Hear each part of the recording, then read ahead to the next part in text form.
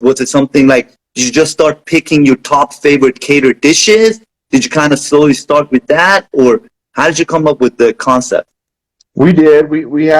I had some dishes in mind. It's interesting because we had a menu in mind, and we kind of put together, and we kind of based it off of a lot of popular items that we've seen at other restaurants and in other popular places and stuff. And then we kind of added some other popular catering items in there. But to tell you the truth, in the first month, we quickly realized what the demographics around us, what the people in the customer bases wanted. And we took about 25% of what we had on the menu and took it off and replaced it after the first 30 days. I thought that, I was thinking an upper scale pub, we're going to do this type of, for example, we had a pan-seared cod with a smoked mozzarella and jalapeno cream sauce. And it came with some mashed potatoes. And I'm like, this is like, kind of a fancier version of fish and chips kind of.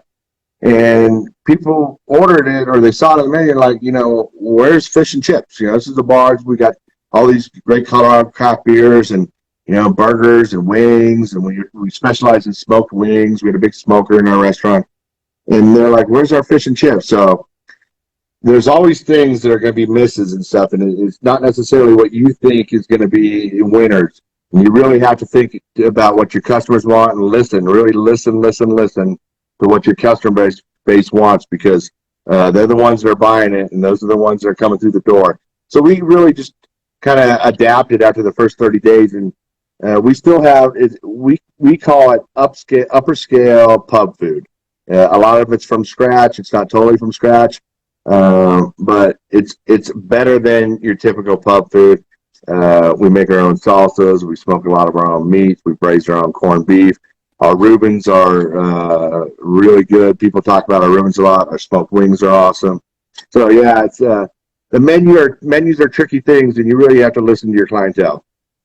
That's awesome. You said that. So basically, going in your mind, you're thinking upper end style pub dishes, and then quickly you realize, but 30 days is pretty amazing that you guys figured out in that short of a period. That means you guys were really paying attention, and since you guys are there, you noticed, and in 30 days you changed the whole concept. And I bet you anything, if you wouldn't have done that, you wouldn't have been successful with that business right there. Yeah, you're correct. And the reason it was so quick is that me and my wife were there every single day, walking around talking to every single table that was there and asking them, what do you guys think? What do you think about the menu?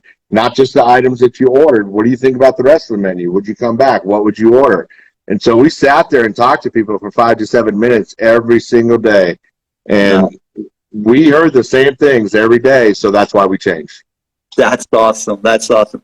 What I did with our little New York style family deli we had that I sold 3 years ago, when I first started out, I knew something had to change.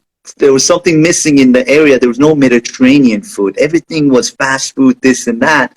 So I started going to the most popular restaurants in the surrounding area, and I started picking out their top favorite dish. And one strategy how you can do that? Go to their Google My Business page and look and see what in the reviews, there's a part that says, okay, this is what people are talking about the most.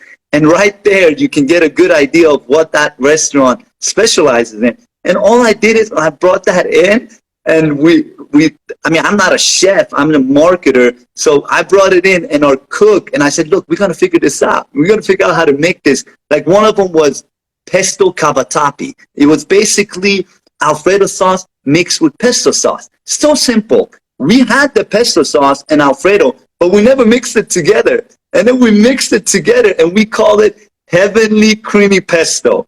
And it was my top catering dish. People loved it. And what our trick was, we added extra cheese and garlic to give that extra flavor.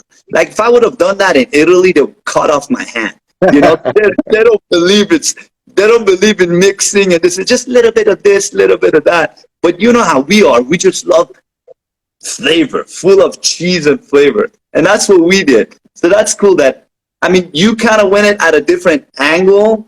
You started listening to your clients, and we just jumped, and I just like, we got to do something, you know, and that's what we did. That's awesome.